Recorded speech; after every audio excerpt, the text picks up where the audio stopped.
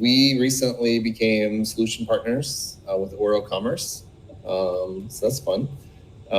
You and Ty, our head of engineering, sat through kind of their training, their dev training and stuff to kind of get roped in all that and stuff. And so I've been clued in a bit on some of the things. So we've added them to our list of like tech stack options for e-commerce and especially for B2B e-commerce. And I know that there's some cool things as you learned during the training and as we're kind of working with the system and figuring out where it fits for us. So I thought it'd be cool. Jump in, share a little bit about what we've seen, what we've kind of learned, because we've come from the world of almost like full custom builds and craft commerce builds. And so it's exciting to add another stack to this and just to highlight some of the really cool things that it does. So I guess the floor is yours. I kind of your thoughts on what you learned from it. We'll keep these short. So we'll do like 3 little videos to share, like kind of breaking down these different ones. But like when you went through the training and you got to see OroCommerce in more detail, what were some of the bits that excited you? And if you have anything you'd be willing to share, it's a bonus. Yeah, well, first off, I mean, it's something that really fits the need for larger, like you said, B2B sort of online experiences. So it's very focused in that manner, which is great. And yes, some of the benefits can range from the customer's end of things to the actual management of the work, and also the complexity that can come in with people with large sort of like catalogs of products and pricing, and it's all covered very well and thought out. It's just something that we were really impressed with when we saw it. So as I said, we're going to do these. We're going to break these up into like different, maybe like 2-3 different things. So I'll just go off the top of my head. Just looking at the first one is the customer experience benefits. So one of the first things that kind of struck out to me is how much the customer themselves can configure and work with the shop. And it makes sense because you could, for example, in your organization, have people that are allowed to add things to a cart, or people in a specific department, they can set up, we need this, this, and this, and this, but they might not be the person who makes the actual purchase. So there's different levels of that can be set on that. So like rule sets can be done.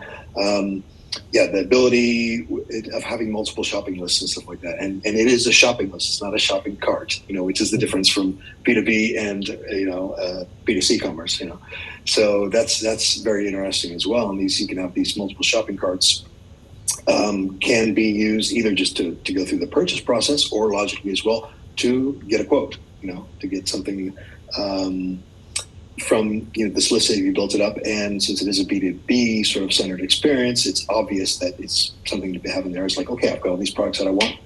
What kind of price are you going to give me? So that's how it kind of worked. What I thought was really interesting. Yeah, that's good. I like that. The request for quote part is huge in B2B and kind of that aspect. Is there something that you can demo or any of that side of things, or like what is it? Is there any parts that you want to share that kind of highlight any of these cool things? Yeah, let me just jump in and see if I can share a screen. I've got up here. Let's try this one here.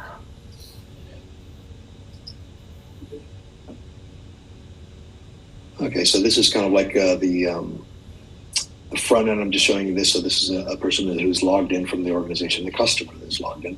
So the first thing you see at the top is they've got a few shopping lists already with products set up in them, so they can go in and view details of them to see all the products that are included in there. They can add, remove, as you would have in a normal B2C sort of a list, a shopping cart, So you've got this ready to go, and so now you have create an order. Notice it's not purchase, or go to the checkout process. It's create an order.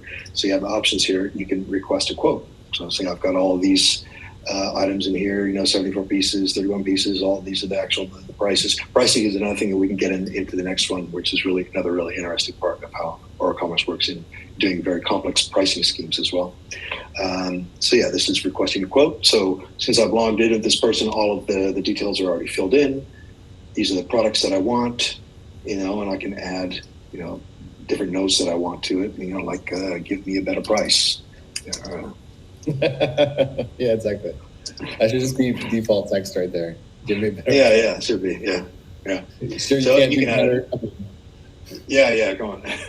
So yeah, and then they can have. There's also, a question is shipped no later than a certain date, which is also something important needed for if it's products that you need timely PO numbers.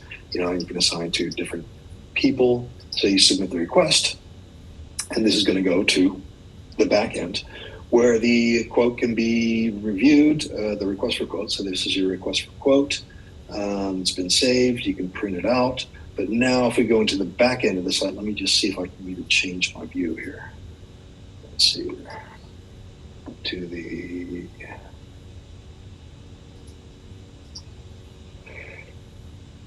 So now this is going into the back end, and now we've got the request for quotes coming in here, So this from here, these requests for quotes, can be marked as process, more information, decline, accept, and you can add all this information, or you can create the quote directly based on what's here. So if we see anything that, they say, okay, yeah, they've been a fair thing, so we will either decline, accept it, or request for more information, which could be something like, hey, why should I give it to you cheaper, So Start to haggle. Yeah. Well, that's always good. So, why cheaper? And so on the front end of that now, you're going to have, let me go back over here. Have to switch the views again.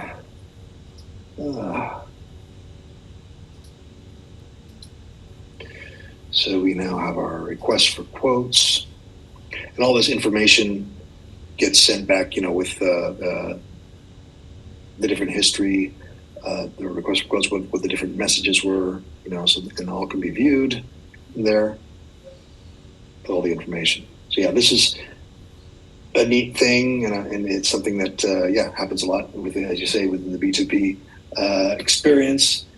And this is all built in and it's ready to go. That's one of the things it doesn't have to be built, and it's thought out, and it's there. Just a small little highlight that we just thought we'd kind of show, but there's plenty more to look at.